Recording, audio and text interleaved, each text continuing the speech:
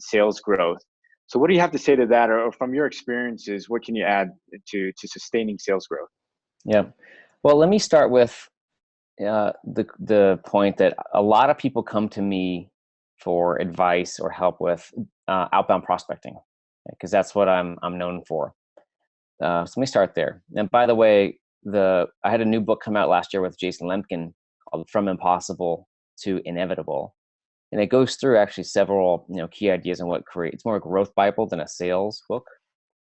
So let me just pull one key idea there that I think is a bit different than people are used to. Because in that book, there's things like, nailing a niche and sales scalability and outbound.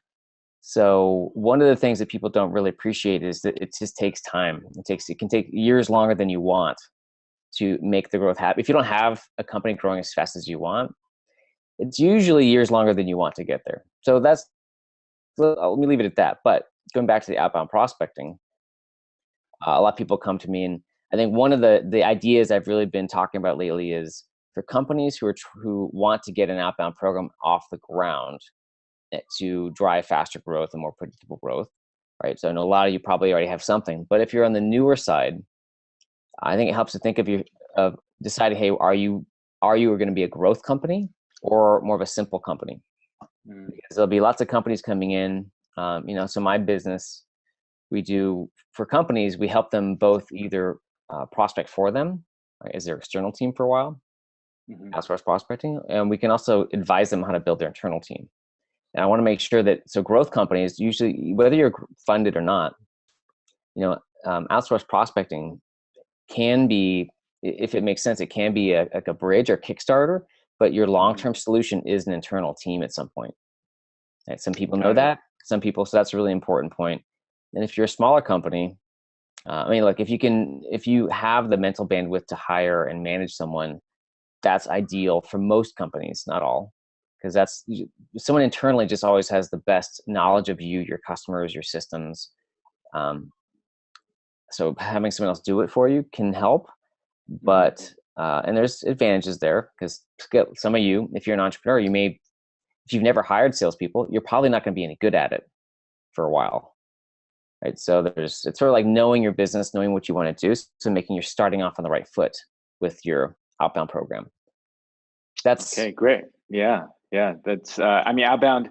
I know you always preach it. You're really big on controlling your destiny as you build out your sales team and you prepare for that accelerated growth. You can't just rely on inbound, right? You have to create that engine to generate the outbound sales team. Yep. And for most companies, outbound is a great complement to inbound. It works for most companies, not all. But in lots of cases, even for companies where, for example, if you sell to consumers, which there's probably not a lot of you here on this kind of webinar, but if you sell to consumers or small deals or tiny, like really small businesses, right, you're not going to make money at it, but outbound can be really useful for finding and developing partnerships or reseller channels. So there's often some value. I mean, to me, if I step back, a lot of the value of doing outbound prospecting is teaching your people and yourself how to take the initiative. Because I think a lot of people, if you have a company where you've got lots of leads coming to you and you don't do outbound yet, what you'll see, and you'll probably resonate, is salespeople who, when they get leads, are great, but when they aren't getting leads, they don't know what to do. They've a reactive culture. Yeah, and generally salespeople, right? They don't want to prospect. They don't have time. They don't make the time to prospect. Sometimes it's been years since they've prospected. They're not that good at it. Right. So they should prospect. If you're a closer, they should prospect, but more to a handful of strategic or important accounts or partners. Right. Rather than just the shotgun email and the cold calls and everything. Okay. No. Got it. Okay. Now, so we understand that got to go outbound, depending, and for the most part, our audience here today being B2B, a lot of them probably already have outbound or are thinking about it, right? Hopefully they have outbound. If not, pick up that book. And they're all like, when are you going to get to the email templates? I want a new email template. Where's the email template? Yep, exactly. So with that said, I'm a big process guy here at Lucidchart. We're all about a process. Tell us about, Aaron, how sales process is important to you and your clients and what you're seeing in your experience. Well, So here's the thing about sales process. Obviously, I think everyone, you know how you usually it is, and either Hmm. you've been doing it, uh, or you don't. You know how important it is, and you're not doing it because you can't get to it. I mean, honestly, there's lots of things I know are important that I don't always get to. Like I don't really exercise that much. That was one thing I stopped doing with 9 kids. Um, but here's the thing I think most people don't appreciate is that, okay, you define your sales process. Like the sales process is not something that's fixed in stone. It's always changing. Hmm. And you'll have these conversations like, well, we had this process. We've defined it. Like, why aren't we following or what's happening? And well, things change. It's not an end state. So, this I haven't really written much about it, but I keep thinking about this in my mind. In my mind, I call it the chaos factor. And Mm. trust me, with a big family, I mentioned, if you don't know, I have 9 kids. I've got one main business and some smaller ones, and another book coming next year. And so, when you're juggling lots of things, and again, if you're an entrepreneur, you're definitely juggling lots of things alone. The Right. more things you're juggling, the more this chaos factor will be a part of what you're doing because you just have more irons in the fire. You can't plan on what it's going to be. I mean, it could be a hurricane, like we're seeing. It could be someone gets sick in the family. It could be a key person. Um, you know, they move or they quit, or it could be a product change. There's people, like, where people go wrong with the idea of predictable revenue is that, hey, Hmm. we've got our system, it's working, and we're never gonna have to change it in a way. Or we've got our Yeah. sales process down, right? We're set. Let's check that box whenever, like, we're done. It doesn't work Yeah. that way. So it's like Yeah, that. yeah, that's exactly it. One thing I've noticed so far in my short career, right, is that processes we have to approach it as if it's something organic, and be dynamic, right? Understand that the process can always change, and it sounds like you're hitting on that, right? Where sales teams make a mistake when they believe that this is it, the process is in stone, and there's no more changes to the process. As the company evolves, the market changes, we're sticking to our process, and that can be detrimental, and oftentimes it is, right? Yeah, it's like people and the people want to check the box that something's done. And I mean, like, that's one thing I like about books. I don't really, one thing I don't like about blogs, where I always feel behind, and I don't know, they repeat a lot. And Hmm.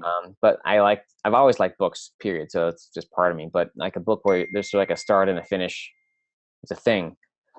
But even there, it's been a few years, and I know I'll have to update predictable revenue. Like, I've got a partner who wants to, and it's like some point we'll get there in the next year or two, I think. That'd be But great. That's exciting. We'll be one of the first to read it. I'll make yeah. our entire team read it. All right, sure. As long as you're one of the first to buy it, then We'll do. We'll do. yeah. Sounds like a deal. Yeah, so Not. To, yeah. Go it's like ahead. ever present. Like, the faster your company is growing, the more change there is, the more chaos there is. And I think it's something people don't appreciate, which is when you have a slower growing company, like, oh, we want to grow faster. This is actually part 3 in the From Impossible to Inevitable book with Jason Lemkin. And this painful truth is, um, so basically, like, to grow faster, the faster you grow, the more things break, right? So it's you solve your growth problem, but you have a whole bunch of new problems to deal with at that point. And this Yeah, that makes more sense. things that are always changing, less things that are done, and more chaos in a way. So you got to be able to roll with the chaos, go with the flow, so to speak.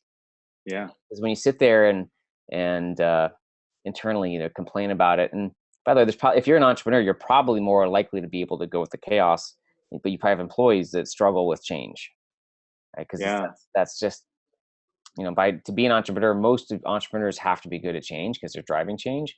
Like, there's Right. always Right. exceptions, but it's oftentimes the employees that struggle with the change, whether it's changing comp plans, changing and people coming and going, roles, new skills. Not everyone's going to be like you and able to embrace things quickly.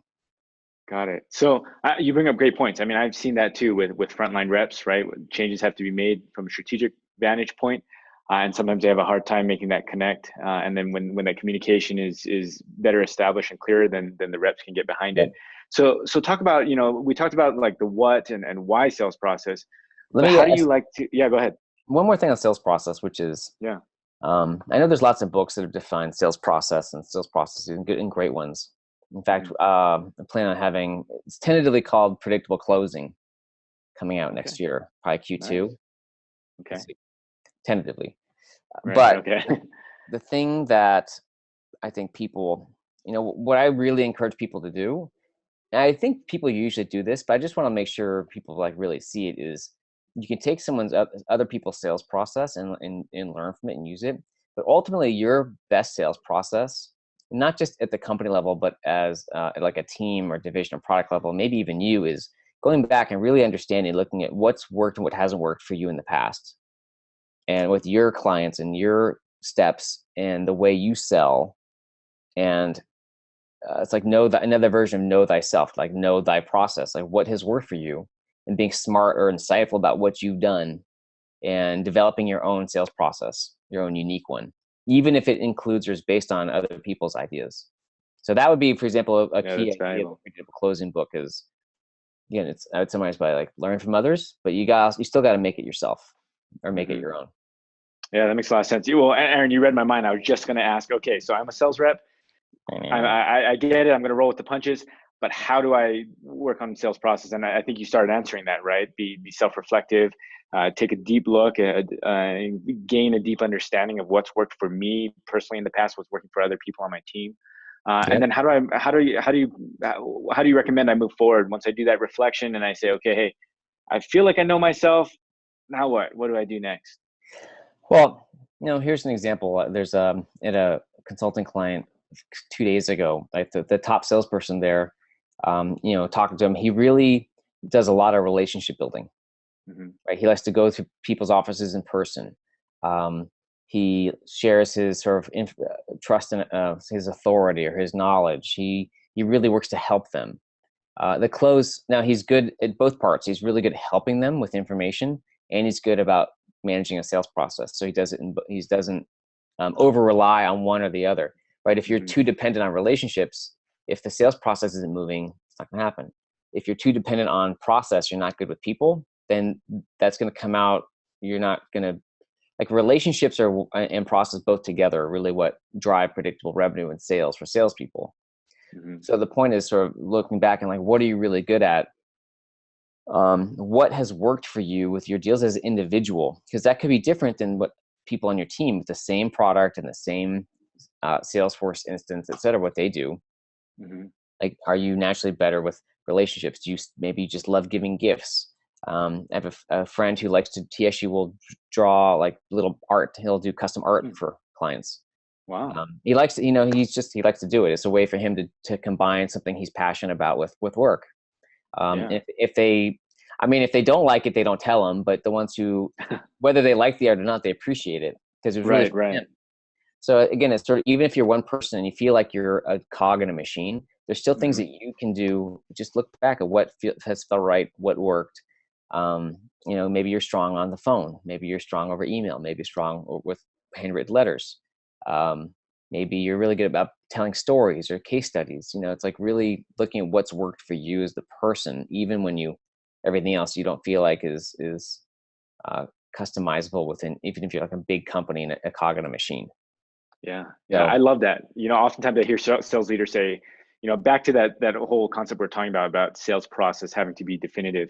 You'll oftentimes hear sales leaders say, "Hey, this is the way you have to do it, right? Send this email exactly worded this way."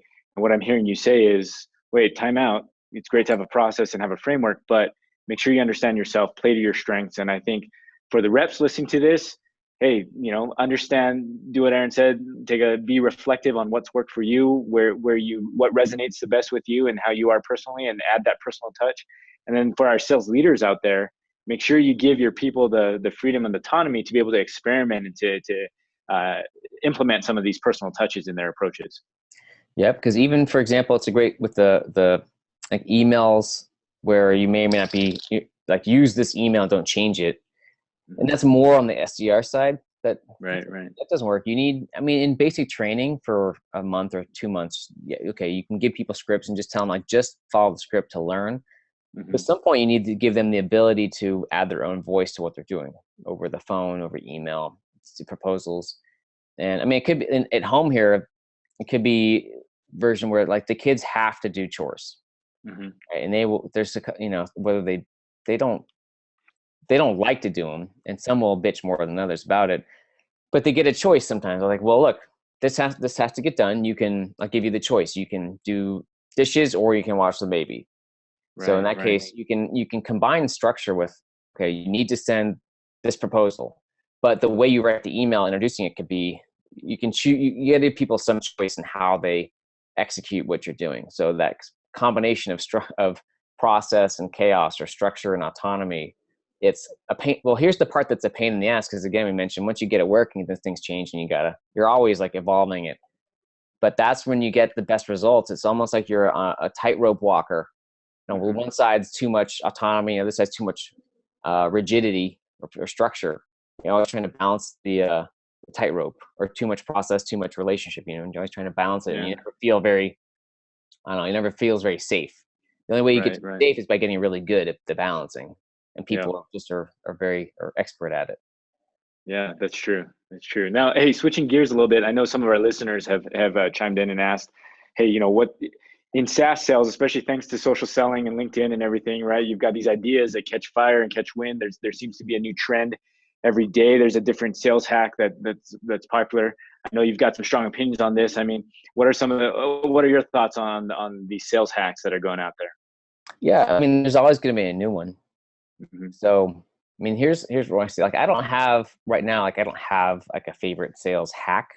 Hmm. Because if I did have one, tomorrow there'll be a new one, and it's easy to get caught up in, like, the constant stream of information out there. So what I see is that most people, there's this hack, and it's cool, but they don't either use it, they don't do anything with it, or they don't understand that it's going to take more work than they're ready to put in to actually get value from it. Like, there's always a new eating hack. There's a new food all the time. Right, right, right. So, I'm probably, just because, again, so busy, overwhelmed with everything in general, like, I don't really have the mental energy to follow all the new things. And so, both because I think the type of person I am, I mean, I like new stuff, but I tend to like it after it's been tested by other people. So, I'm a version 2 kind of person. Got it. Again, my nature is, if I'm like a systems thinker, so, like, if someone, and I'm sure I have someone on my team, I just can't think of who they are. Like, there's some people who love all the new hacks and new foods. You know what? Great, more power to them. So if you're that kind of person, like social media, if you have a passion for social media or some Mhm. version, great, go for it. But if you don't have that passion for it, I don't. Like, I like posting Instagram stories of the family. Mhm. Uh, then I sort of ignore it. So again, the sales hacks, if you have a real passion for them, like, you really enjoy reading about them and learning, and you don't really care if you use them or not, it's just like, it's cool, then, go for it. If that's not you, and you're just following because, like, you feel like you're being left out, and there's like, I'm missing all these things. Oh, there's hacks. Like, I just tend to ignore most of them and see what works for your friends. Like, use them as the filter, Yeah, right, because it's a right. lot more. Let them. So partly that works for me, and partly I'm more of again, I call a systems thinker, feeling where I want to see, like, the hacks. I'm like, all right, Mhm. whatever. So how does that affect the system? Right. And how, so, like, in my company, the way I think about hacks is, okay, at our company, we need someone who's going to follow those things. Like, the system is, someone needs to stay on top of them. And there has to be some way for us to, like, see what's relevant to our business, but that's not me. I don't care. So in other words, hacks, for however you are, it's like finding, how does that kind of thing fit within your worldview? For me, that's how it fits. Like a systems thinker, how does it affect our system, our business system? Um, Got it. Yeah. so in predictable university, one way, so we have classes of students, and people they're like, have their favorite hacks, and they share it that way. So it's sort of again, a way to filter out all the noise to see what works best for people. But even then, what works best for Bob over there may not work for you. So again, you can't abdicate all your thinking, but you can make it a lot more efficient by finding ways to cut through all the noise. Yeah, 'Cause there's a lot of that's noise. good advice. Yeah, there's a lot of noise out there. There's great advice. It kind of goes back to what you said earlier, right? As I prepare to build out my sales process, make sure I know myself, know my strengths, and where I naturally gravitate. So you work with a lot of clients, you work with a lot of individuals, you do a lot of speaking, and get to work with different companies. And I'm sure you see that there's missing components that are often missed frequently between these different use cases. Mhm. Tell us about some of these things that you're seeing missing in the modern prospecting world. Yep. Okay. So great question. because today the way the prospecting world works compared to even 5 or 10 years ago is there's just hundreds of more apps, Hmm. and there's more. The volume of messaging is a lot higher, whether it's on social, email, or phone, or so there's more apps sending more stuff. Um, so what's happened is, I'll give you a couple examples. Well, there's one other trend, which is prospecting as a job is is expanding, right? That inside Hmm. sales role as an SDR. I mean, inbound or outbound SDR. So that there's more. I don't know how many, but that'll be growing. And there's more young people coming into that job. Hmm. So there's like more apps, more messaging, more overwhelm, both for the prospects and the SDRs, and younger people who aren't used to like sifting through things quite yet. A lot of kids that are coming out of college are getting into it. Yeah, So yeah. one of the things that are uh, so my partner Aaron, or called Aaron, he runs the different predictable university classes of students. Right, it's like Outbound 101, and Hmm. it's virtual.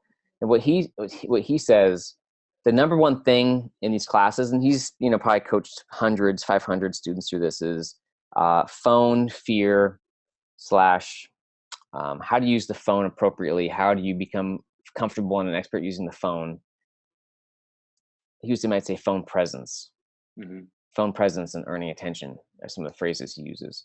Because younger people are afraid of the phone, or they feel like, I could just email. Why would I use the phone? Yeah. Right. Right. And Right. so, but the reason what I've seen with companies we work with is often if you are only emailing or online messaging and you add phone calls, and there's different kinds of phone calls. There's cold calls or map calls, whatever. So then Right. you become actively using the phone. It's you can almost usually you see it's called opportunities double.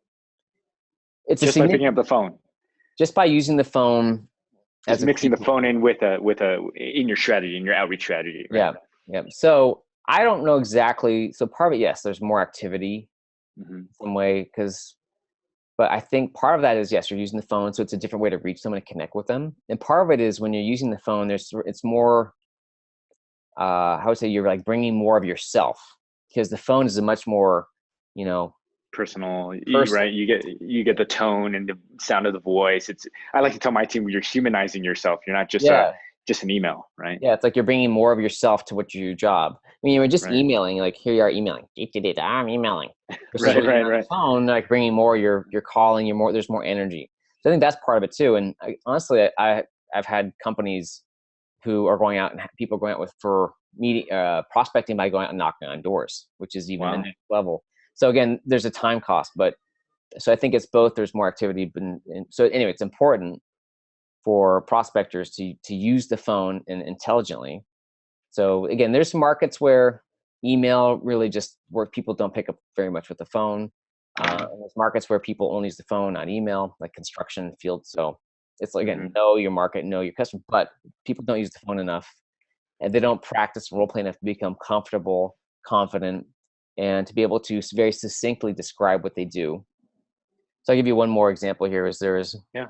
a company that had some prospectors on for a few months, and they were doing well with email, and they're like, well, we're struggling getting these appointments. We're calling these, and they're small companies they're calling on. So we did a phone coaching session, and I was like, listen to a 3-minute call, right? And Hmm. I already told them, man, you sound like a salesperson. That's, if I sum up like there's more than one thing, but the way, not only the tone and the way the conversation went, like, you just sound like a salesperson. It's your tone, it's the questions, and it takes a lot of practice to get to the point where you're confidently comfortable and authentic. Hmm. And when you're talking to someone on the phone, when you know what you're doing so well, again, you don't need a script. You can have a natural conversation. You can sound like a regular person. You can be confident in your value. You can say you Hmm. know how to ask questions to see if there's something here or not. If there is, you Right. can say, yeah, you definitely need to look at this, or she'd be missing out if you're not doing this. And you can say it with authority and confidence and authenticity. And people Right. don't like to put the work in first. They don't realize it just takes, I can't say how long it takes because it depends, but it takes a lot of practice. It takes a lot of knowledge in your market, and it takes a desire to do it.